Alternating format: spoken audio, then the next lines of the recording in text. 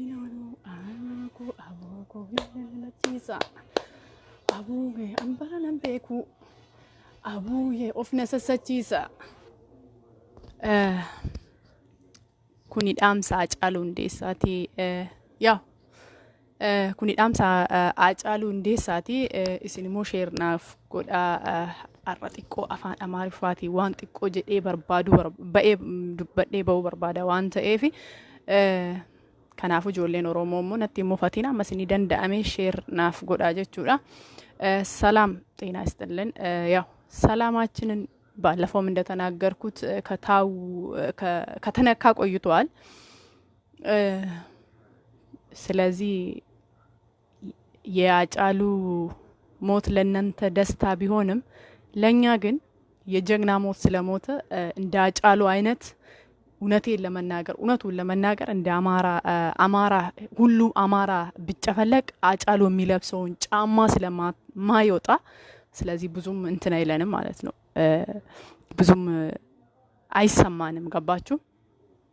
ለምን ሀጫሉ ጀግና ነው። የጀግና ሞት ነው የሞተው አለ እንጂ የእናንተ ሽንታሙ ማለት ነው።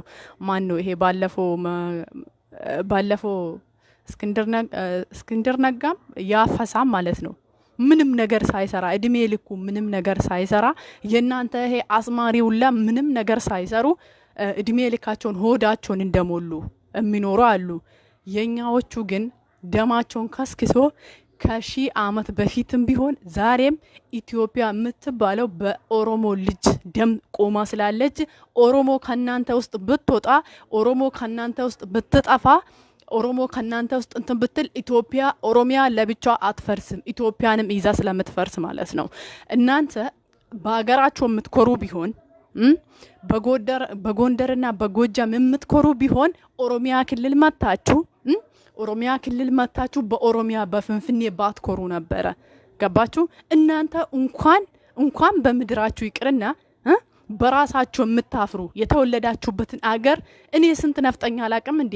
ስንት ነፍጠኛ ስንት ጥምብ ቆማጣ እንኳን ሌላ ነገር ይቅርና የምትበሉ ነገር የለም ይቅርና የምትጠጡት ውሃ በሌለባችሁ እናንተ እኮ እናቃለን። አውቶቡስ ተራ ስትመጡ የልብሳችሁ ሽታ የጫማችሁ ሽታ ምን እንደሚመስል እስቲ አንድ የአማራ ሴት አሁን ሰለጠነ 21ኛ ክፍለ ጊዜ ላይ ነን ያለነው በምንልበት ሰዓት እንኳን እስቲ አንድ የአማራ ሴት አንድ ከጎንደር ወይም ደግሞ ከጎጃም የምትመጣ ጸጉሯን የምታረዝም እስቲ አንድ አሳዩኝ። እስቲ አንድ የናንተ አርቲስት ቁም ነገር የሰራ እስቲ አንድ ንገሩኝ። ይሄ ቴዲ አፍሮ ይሄ ሽንታም እስቲ እሱ ጀግና ነው። እስቲ ዛሬ እሱ ጀግና ነው። ከቤቱ ወጥቶ ፍንፍኔ ውስጥ ይንቀሳቀስ። ዛሬ እሱ ጀግና ነው ማለት ነው። እንደ ሀጫሉ እስቲ ካለ ጠባቂ ይንቀሳቀስ እሱ እውነትም ጀግና ከሆነ ማለት ነው። ስለዚህ እኛ አማራዎች ጀግናን የምትሉት የናንተን ጀግና ከሽንት በስተቀር ምንም የናንተን ጀግና አላየንም።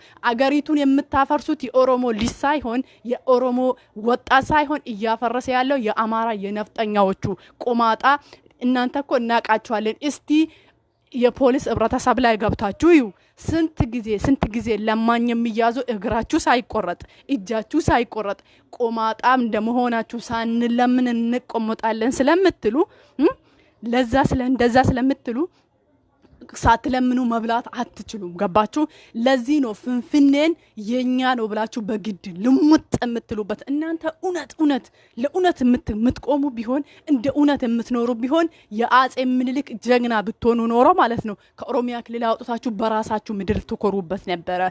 የአጼ ምኒልክ ደግሞ ፍንፍኔ ውስጥ ቆሞ እናንተም በህይወት አትኖሩም። የአዲስ አበባ ውስጥ የሚኖሩትን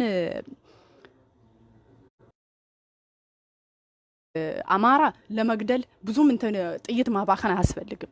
ውሃ መቁረጥ ነው፣ ምግብ መውሰድ ነው። ከዛም በኋላ ራሳቸውም ሸሽተው ይጣሉ ማለት ነው። እስቲ አዲስ አበባ ውስጥ ያለውን ህንጻ እንደምትበሉ እናያለን። ድንጋይ ብሉና እስቲ እናያቸዋለን ምን አባታችሁ በልታችሁ ፍንፍኔ ውስጥ እንደምትኖሩ። ገባችሁ?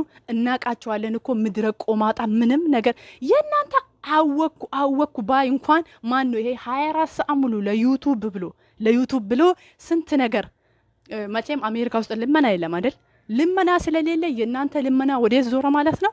ወደ ዩቲዩብ ነው የተዘዋወረው። ሌላ ምንም አዲስ ነገር የለም ማለት ነው። እናንተ ምንም ነገር በቃ ካለ ልመና አሁን በፊት መንገድ ላይ ወጣችሁ ነበር የምትለምኑት። አሁን ደግሞ በዩቲዩብ መለመን ጀመራችሁ ማለት ነው። በዩቲዩብ ልመና ከዚህ አያችሁ። እስካሁን እንኳን ሰርተን እንለወጣለን የሚለውን አስተሳሰብ በጭንቅላታችሁ ውስጥ ስለሌለ ማለት ነው። ለዚህ ነው እኛ አማራ ከኛ ውስጥ ካልወጣ ኢትዮጵያ የማታድግበት ምክንያት ኢትዮጵያ የምትባለው አገር የማታድግበት የኛ አገራችንን ወደ ኋላ እየመለሰ ያለው የአማራ አስተሳሰብ ነው። ገባችሁ? ሰው ዛሬ ያለበትን ሰርቶ ነው የሚኮራበት። እናንተ ግን